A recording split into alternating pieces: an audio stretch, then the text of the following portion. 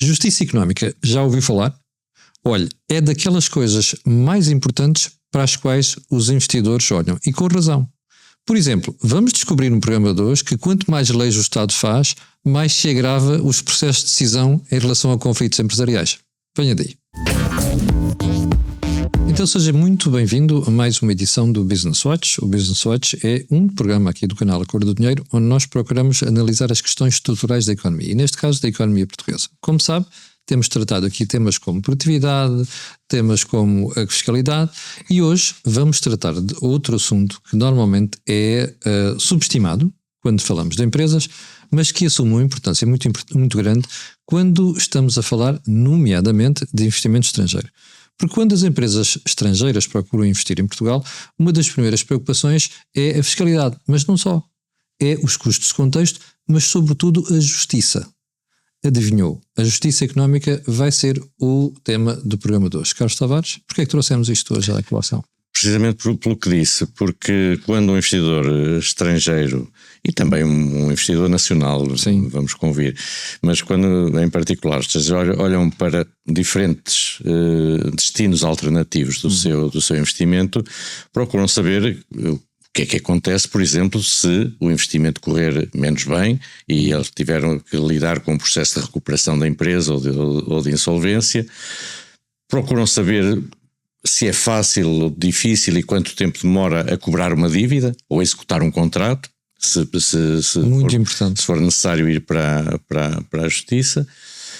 Quanto tempo é que lhes demora e se é fácil ou difícil, por exemplo, se tiverem um conflito com a administração pública, designadamente com a administração fiscal, quanto tempo demora a resolver um processo desses e quais são os resultados previsíveis, porque isso também é muito importante, não só quanto tempo demora, mas qual é a previsibilidade do resultado. Quanto tempo ou como é que o país lida, por exemplo, com a corrupção e com o tráfico de influências, que é um distorcor da concorrência e também das condições da economia. E, portanto, todos estes são aspectos da chamada justiça económica, que são, como disse, se não funcionar bem, constituem um custo de contexto para as empresas e podem ser, se funcionar bem, um fator de atração de investimento. Se funcionar mal, é um fator de rejeição do investimento no nosso país. Sim, podemos ir para indicadores que são mais palpáveis para dizer como é que Portugal está nesta matéria. Temos um primeiro gráfico. Carlos, isto é um gráfico que compara vários países da OCDE. Aliás, todos os países da OCDE. Tem três questões. Tem havido uma tendência internacional, quer por parte da OCDE, quer mesmo da Comissão Europeia e da União Europeia, melhor. Aliás, foi aprovada recentemente, em 2019, uma diretiva que foi transposta para Portugal em 2022, que põe a ênfase, quando estamos a falar agora dos processos de insolvência e de recuperação de empresas, põe a ênfase nesses processos na detecção precoce de situações de dificuldade das empresas, na intervenção, na reestruturação das empresas antes de chegar à via judicial e depois, quando chega à via judicial, no tempo que demora esses processos de insolvência e recuperação de empresas. E por isso a OCDE tem um indicador sintético de insolvência que tem 3 componentes fundamentais, precisamente têm a ver com isto. Primeiro, a prevenção e simplificação dos processos. Depois, o tratamento dos empreendedores que falham, ou seja, se os empreendedores podem ter ou não uma segunda oportunidade caso a sua empresa corra mal. E depois as ferramentas de reestruturação. Sim. E curiosamente, Portugal aparece muito bem classificado. Pois está em 6º lugar. Está em 7º lugar. Está em 7º lugar aqui, quanto mais baixo for o indicador, melhor. Portanto, é um indicador de 0 a 3, quanto mais próximo de 0, melhor a situação. Quem nos está a ver neste momento, Carlos, deve estar a pensar assim, estes tipos estão malucos, como é que é possível? Nós estamos assim tão bem colocados. Isso é a forma como está conceptualizado o sistema, como está a legislação. Ou seja, é a parte teórica. Aliás, a transposição da diretiva da União Europeia em 2022 apenas teve que introduzir pequenos ajustamentos porque o processo estava já razoavelmente bem concebido e bem legislado, digamos. Aqui, curiosamente, a componente que está menos favorável é do tratamento dos empreendedores que falham ou que têm um problema de insolvência. Nomeadamente se lhes favorece terem uma segunda oportunidade. Exatamente. Eu creio que isso tem a ver também com uma prática que é corrente em Portugal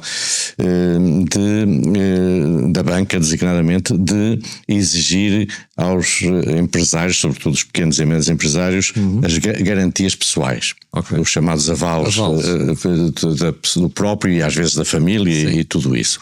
Aliás, nós temos um programa que se chama Corporate Business aqui, onde o José Pedro Farinha costuma dizer que os avalos não contam nada, ou que, aliás, que os business plan para os bancos não contam nada, contam os avalos. Mas isso é que está mal, porque de facto os bancos muitas vezes repousam excessivamente nas garantias reais e nas garantias pessoais, e isso por vezes alivia o rigor da análise do risco do negócio, que é o que deve contar efetivamente para a concessão de crédito. E esta questão dos avalos pessoais é até a negação da natureza das sociedades anónimas. Uma sociedade anónima é uma sociedade de responsabilidade limitada. E portanto o património do empresário não deve responder pelos riscos do seu negócio. E portanto isto é negativo, muitas vezes até limita a capacidade de assumir riscos por parte dos empresários, porque não estão dispostos a pôr em risco todo o seu património, dos cônjuges e outros familiares por vezes. E por isso era uma prática que devia até, em meu entender, ser legalmente afastada ou muito restringida precisamente pelos efeitos negativos que tem. A verdade é que, sendo, portanto, o processo como está concebido em Portugal aparentemente bem concebido, os resultados não têm o mesmo grau ou seja, na prática, de otimismo, digamos. Não é assim. Exatamente. E se virmos o gráfico seguinte, que já é bem elucidativo, em que é a duração dos processos. Temos a duração média dos processos de falência, insolvência e recuperação de empresas em primeira instância. Sim. Estamos a falar aqui só ainda da primeira instância. E vemos que atualmente estamos ainda perto dos 60 meses ou acima ligeiramente dos 60 meses, que são 5 anos. Deixa-me fazer uma pergunta. Quando a Troika cá chegou, uma das preocupações era precisamente ajudar a resolver estas coisas. Mas veja-se o que é que acontece. 2014 vai a subir. Curiosamente, até 2013 ou até 2014 reduziu-se o tempo, chegou a estar ali na ordem dos 30 meses. Abaixo dos 30 meses, que não é propriamente pouco, já são 2 anos e meio, mas de qualquer maneira reduziu-se, e depois a partir daí subiu ininterruptamente até 2022 e aos 73 meses, e depois teve uma queda que ainda é modesta, considerando a subida que tinha tido. Porquê que isto acontece? Acontece precisamente porque a aplicação. Nós, por vezes, eu costumo dizer, confundimos fazer uma reforma com fazer uma lei. Sim. Não é suficiente fazer uma lei para que as coisas funcionem bem. É depois preciso ter mecanismos que apliquem bem a lei. Isto tem a ver com o funcionamento dos tribunais, tem a ver com a própria preparação e a forma como atuam os agentes que pode chamar isto a ação executiva neste processo. A ação executiva é o que temos a seguir. Tem a ver portanto, os administradores judiciais, com juízes que por vezes não têm a preparação suficiente ou têm processos a mais e não têm. Mas acontece muitas vezes não terem preparação, nem têm para as áreas empresariais. São áreas muito específicas que exigem conhecimentos técnicos e que exigem não só preparação de quem aplica a lei, mas também de ter um corpo de peritos que os possam auxiliar a tomar decisões rápidas. Nós, por exemplo, temos a situação noutros países é bastante diferente. Aqui temos mais de 5 anos em média. Atenção, portanto, há processos que demoram mais de 5 anos. Aliás, a informação que eu obtive é que, por exemplo, no Reino Unido, os processos podem demorar de 6 meses, no máximo a 3 anos, para os mais daquelas liquidações mais demoradas. Nos Países Baixos, 1 ano a ano e meio. Na Alemanha, 1 a 2 anos. Na Espanha, 1,5 a 3 anos, Portugal 3 a 7 anos. Esta é a informação que aparece. E a Itália não tem ou não? Não tenho aqui a Itália. Não deve ser um grande exemplo. Não deve, Mas é espantoso, aliás, percebe-se porque é que a Holanda continua a ser destino de muito investimento. Isto facilita, não é? Tem um regime fiscal atrativo para as empresas e depois tem insolvências. uma administração pública que funciona bem. Isto tem muito a ver com o funcionamento da administração pública, e a justiça é uma parte da administração pública. Claro. Nós temos falado aqui na necessidade da reforma da administração pública, de forma que as leis que são feitas depois tenham consequências práticas. É claro que quando estes números são divulgados, há uma parte que é positiva, é que o número de processos pendentes diminuiu bastante. O problema é que os que estão continuam a demorar muito tempo, e isto é incompatível com a vida das empresas. Uma empresa ao fim de 5 anos já não tem recuperação. Há outro indicador interessante, aliás, sabe qual é a taxa de recuperação das dívidas destas empresas que estão com esta duração média no final de 2023, dos processos que terminaram no quarto trimestre de 2023, a taxa de recuperação foi de 8%. Só 8% apenas.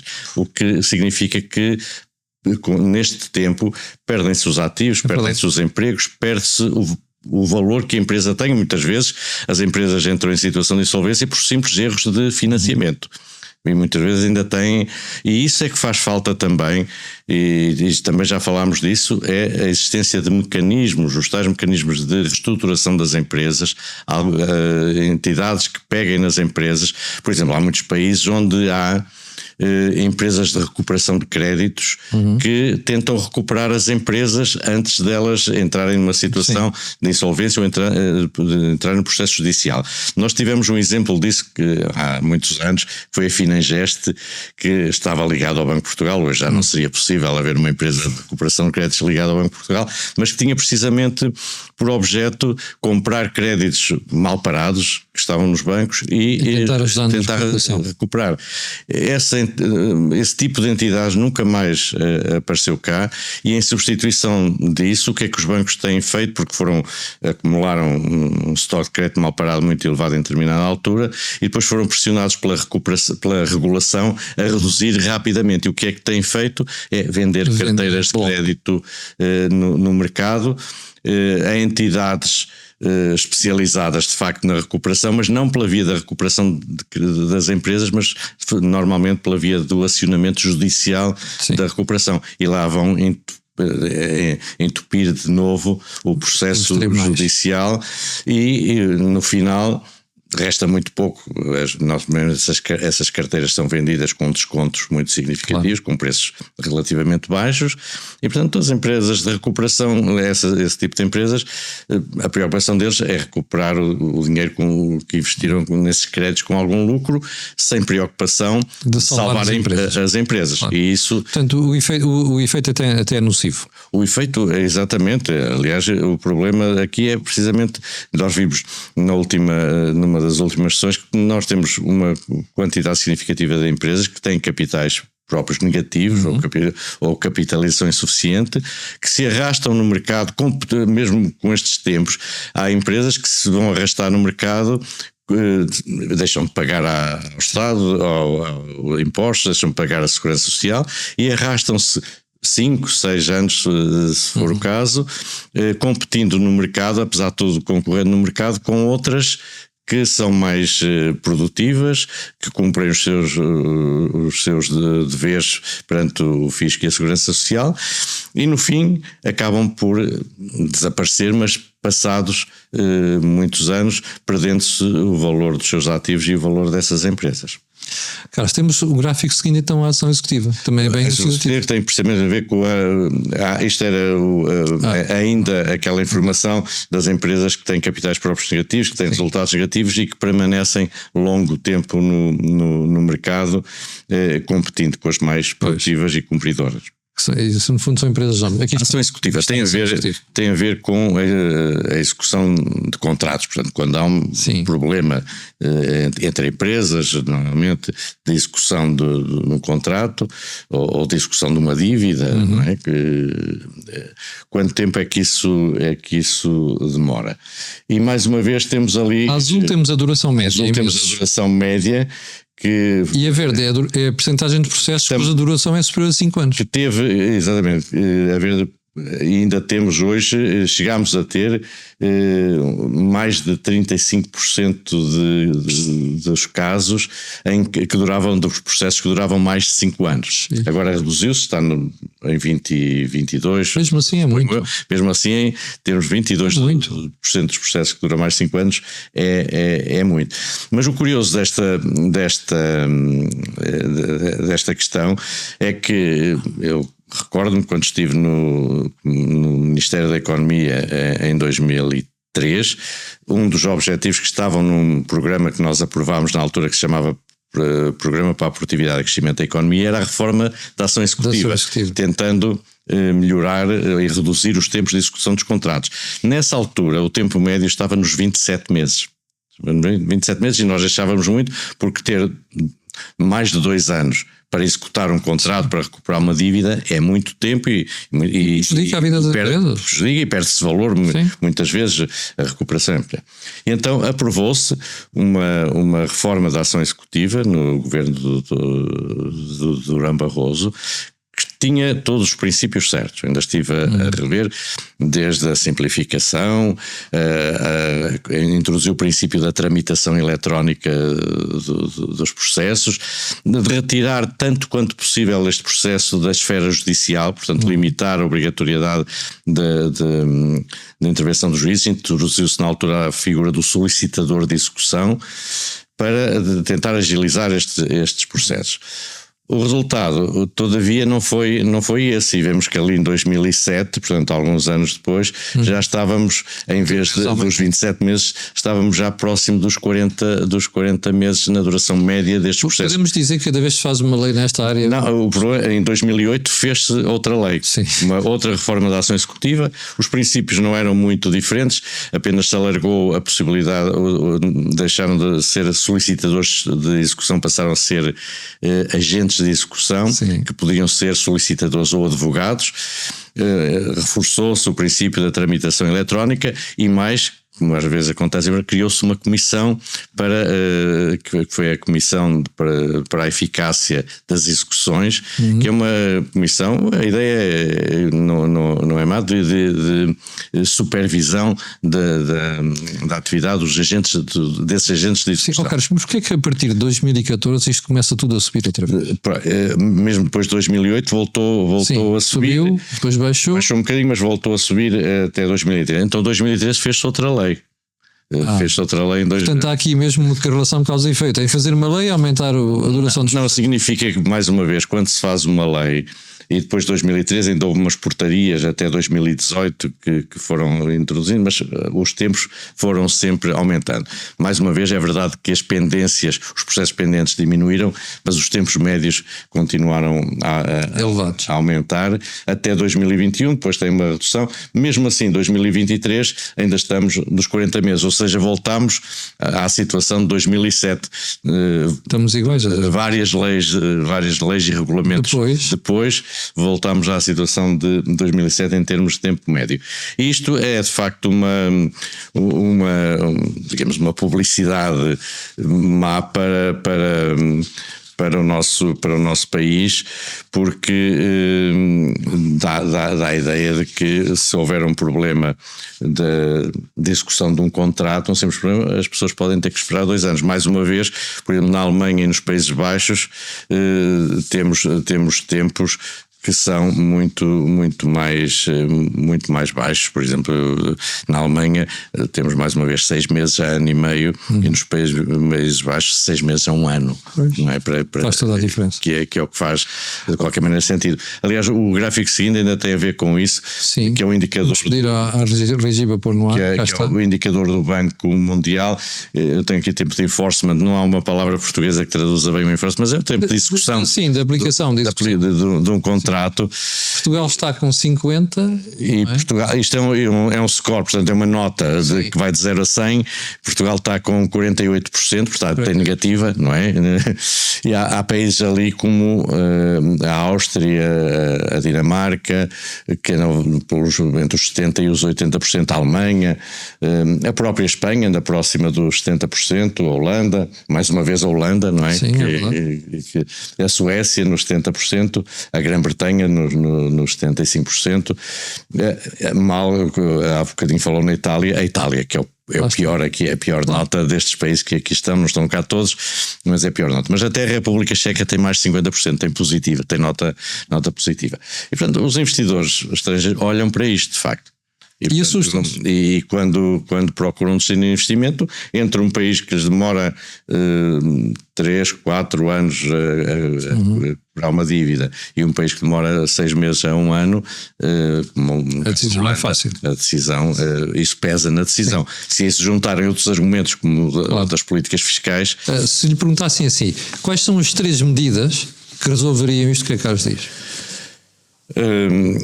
Primeiro, revisão dos processos, porque não é dos processos judiciais, processos de organização. Como se trabalha, exatamente. Sim. Porque, como vimos, a lei não é má, mas aliás estamos bem vistos do ponto, pelo menos nas o problema é a aplicação. O problema é depois como é aplicada e portanto é preciso ver onde é que estes processos se entopem. Muitas vezes é por falta de recursos, muitas vezes não é por falta de recursos em quantidade, é por falta de recursos em qualidade e de preparação dos agentes que intervêm aqui, e aqui intervêm advogados, solicitadores, juízes, administradores de insolvência, tudo isso, e é muito importante que todos estes agentes que intervêm tenham a preparação adequada. Mas, sobretudo, eu penso que isto tem muito a ver com a organização e gestão dos processos, mais do que das próprias leis. Seja, por exemplo, quando se fala na tramitação eletrónica, hoje pensa-se que se resolve tudo com a digitalização.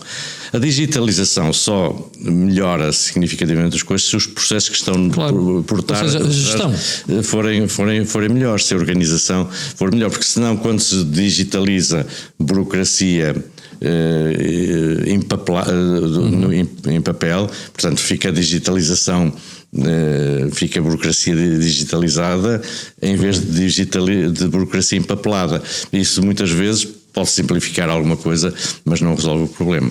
Se tivermos tempo, podemos só ver a questão dos tribunais administrativos e fiscais, que é outro... Que é o gráfico seguinte, salvo ver, não é? Que é outro problema grave. É impressionante, as decisões dos tribunais fiscais... Os tribunais fiscais estão ali com uma duração média ainda em 2023, estão 2022 e 2023, melhorou um bocadinho em 2023, mas estão também nos 40 meses. Mais uma vez estamos em mais de 3 anos para ter uma resposta, uma resolução de um conflito com a administração fiscal, sendo que a administração fiscal não espera os 3 anos para cobrar e manda criar uma garantia bancária. Exatamente. Pois. E portanto isto é outro custo para as empresas, e nos tribunais administrativos os tempos são um bocadinho menores, mas também são elevados, na volta dos 2 anos, e portanto quando não há nenhuma razão para que quando há um conflito com a administração pública se demora 2 anos ou 3 anos a resolver esse conflito. As empresas não podem estar dependentes disso, até porque a administração pública tem de ser uma pessoa de bem. E, portanto, tem de não só aplicar bem as leis, como quando há uma dúvida sobre a aplicação da lei, resolver rapidamente e responder rapidamente às questões que são colocadas pelos cidadãos. Ok. Carlos Tavares, vamos deixar a Justiça Económica por aqui. Quero agradecer, e porque até no próximo programa iremos tratar de temas que também acabam por afetar aquilo que é o comportamento, e, aliás, o ambiente da atividade empresarial, e, aliás, que afetam o ambiente da atividade empresarial. Foi o Business Watch desta semana. Queremos agradecer-lhe estar desse lado. Queremos lembrar que o programa é possível graças à associação que nós temos com a Blue Crow, mas também com a Square Management. Nós voltamos na próxima semana. Fique bem.